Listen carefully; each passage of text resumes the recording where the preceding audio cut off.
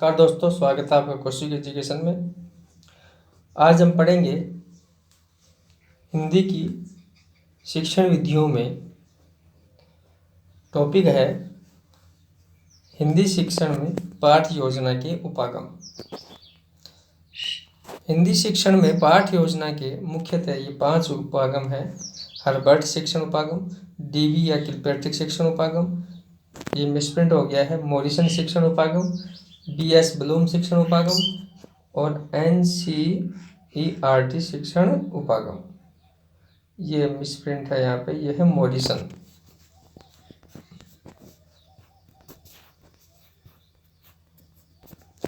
शिक्षण उपागम, तो ये 5 प्रकार के उपागम हैं। इनमें से कुछ महत्वपूर्ण क्वेश्चन बनते हैं, तो आइए पहले इसकी डिटेल देखते हैं। अपन कुछ विस्तार पूर्वक अध्ययन करते हैं, इसके बाद इसके क्वेश्चनों पर चलेंगे।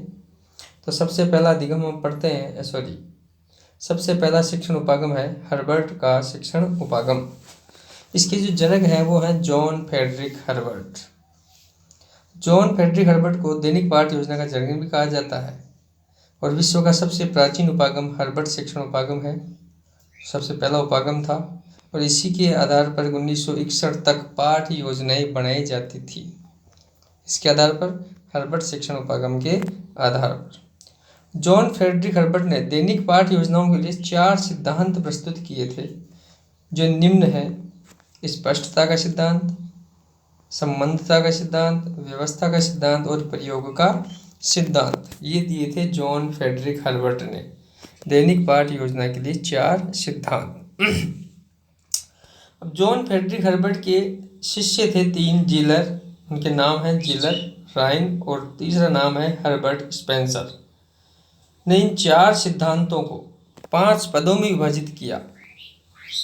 किसने? जीलर ने, राइन ने और हर्बर्ट ने। जीलर, राइन और हर्बर्ट ने इन 4 सिद्धांतों को 5 पदों में विभाजित किया है। 4 सिद्धांतों को 5 पदों में विभाजित किया। तो सबसे पहले जो शिष्य था जीलर, उसने स्पष्टता के सिद्धांत को 2 भागों में विभाजित किया। कौन से सिद्धांत को? स्पष्टता के सिद्धांत को 2 भागों में कौन कौन से में किया इसने? एक तो किया प्रस्तावना और दूसरा बनाया प्रस्तुतिकरण। हर्बर्ट स्पेंसर ने, इसके बाद जो दूसरा शिष्य था इनका हर्बर्ट, राइन ने भी बनाया था, लेकिन वो प्रस्तावना और प्रस्तुति के मध्य का था, इसलिए उसको प्रस्तावना में ही सम्मिलित कर लिया गया। फिर इनके तीसरे शिष्य थे हर्बर्ट स्पेंसर ने 3 जो शेष बचे सिद्धांत थे उनके आधार पर 3 पद निर्मित किए। वो कौन कौन से पद हैं? तो सिद्धांत क्या था? सबसे पहला सिद्धांत था स्पष्टता का सिद्धांत, तो जीलर ने उसको 2 भागों में बांटा, प्रस्तावना और प्रस्तुतिकरण। फिर आता है दूसरा सिद्धांत जो जॉन फ्रेडरिक हर्बर्ट ने दिए थे, संबंधता का सिद्धांत, व्यवस्था का सिद्धांत और प्रयोग का सिद्धांत। तो संबंधता के सिद्धांत को हर्बर्ट स्पेंसर ने तुलना पद के रूप में व्यक्त किया, व्यवस्था के सिद्धांत को सामान्यीकरण के रूप में व्यक्त किया और प्रयोग का सिद्धांत को प्रयोग पद के रूप में परिभाषित किया। तो इस प्रकार 5 पद हो गए। तो 5 पदों के आधार पर इसे हर्बर्ट की पंचपदीय प्रणाली कहा जाता है। हर्बर्ट क्यों कहा जाता है? क्योंकि उनके जनक थे जॉन फ्रेडरिक हर्बर्ट।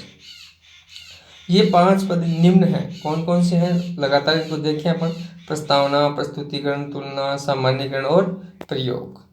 तो ये थी हर्बर्ट का शिक्षण उपागम।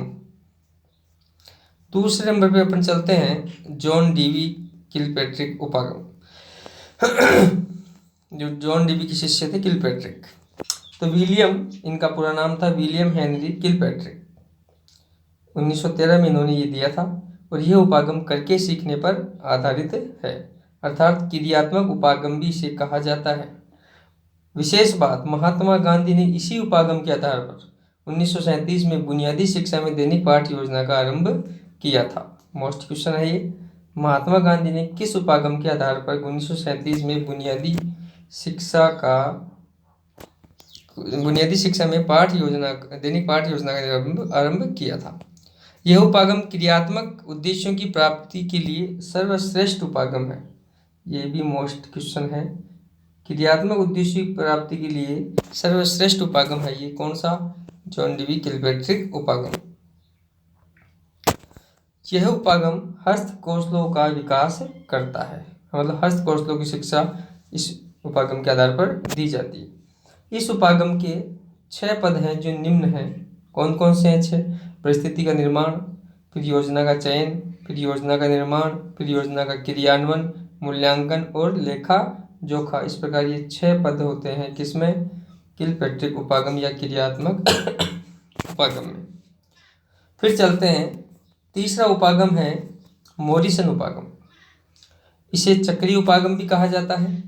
इसके प्रतिपादक जो H.C. मॉरिसन है, H.C. मॉरिसन, इनका पूरा नाम है हेनरी क्लेव मॉरिसन। इस उपागम के आधार पर इकाई पाठ योजना का निर्माण किया जाता है। ध्यान रहे, उनके द्वारा किया गया दैनिक पाठ योजना का, इसके द्वारा किया गया इकाई पाठ योजना का निर्माण। इस उपागम में भी कितने पद हैं? 5। खोज या अन्वेषण करना, प्रस्तुतिकरण, आत्मीकरण, व्यवस्था या रूपरेखा, वर्णन या व्याख्या। तो सबसे मोस्ट इसमें जो है वो है वर्णन या व्याख्या। तो यह हुआ मॉरिसन का उपागम। चौथा है मूल्यांकन उपागम। इसके जनक है B.S. ब्लूम 1956 में। इस उपागम से उद्देश्यों की प्राप्ति का निर्धारण किया जाता है कि बच्चों ने उद्देश्य किस स्तर पर प्राप्त कर लिए हैं। वो किसके द्वारा होता है? वो होता है मूल्यांकन के द्वारा। तो ब्लूम ने शिक्षण प्रक्रिया को त्रिआयामी के रूप में सबसे पहले व्यक्त किया था कि जो शिक्षा होती है वो त्रिध्रुवीय प्रक्रिया है, त्रिआयामी प्रक्रिया है। उद्देश्यों का निर्धारण, अधिगम, अनुभव और मूल्यांकन, त्रिआयामी बताया था। 5वां लास्ट एंड फाइनल NCERT उपागम। इस उपागम का प्रयोग पहले कक्षा 1 से 8 तक के शिक्षण के लिए प्रयोग किया गया था। वर्तमान में इसी उपागम के आधार पर, ये पर लिखा हुआ है, पर दैनिक पाठ योजनाओं का निर्माण होता है। इस उपागम में 3 पद हैं, मोस्ट हैं ये। कौन कौन से हैं? अदा, प्रक्रिया और प्रदा, इनपुट, प्रोसेस और आउटपुट। नोट: 1961 में NCERT की स्थापना होने के बाद 1961 से भारत में पाठ योजना का निर्माण इसी उपागम के आधार पर हो रहा है। ये मोस्ट क्वेश्चन है। ये भी जो भारत में पाठ योजना का निर्माण होता है वो इस NCERT उपागम के आधार पर ही होता है। धन्यवाद। नेक्स्ट वीडियो में हम इसके प्रश्न करेंगे। वीडियो अच्छा लगा हो तो लाइक करें, शेयर करें और सब्सक्राइब जरूर करें। धन्यवाद। नमस्कार।